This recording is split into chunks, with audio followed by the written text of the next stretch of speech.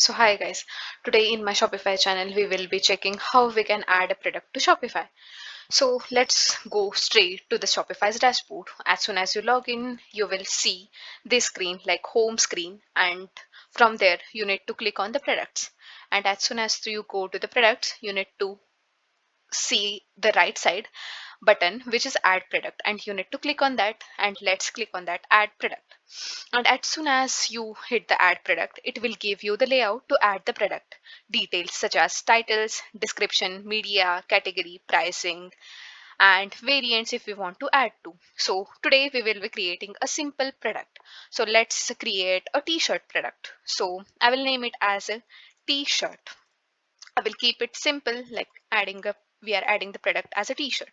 And okay, so what will be the description? I don't know the description.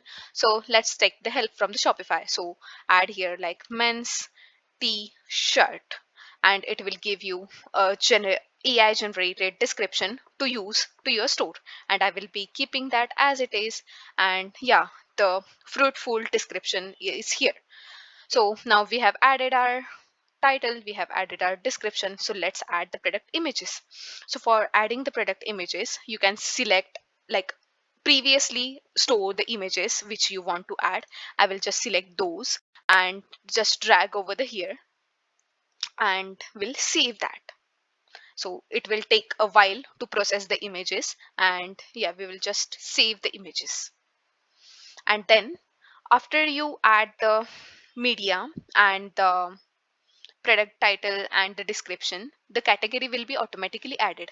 However, you can change the category as you want. So it Shopify automatically adds the category as per the product by taking the AI views according to the title and description. So if you want to change the any category, then you can change over from here.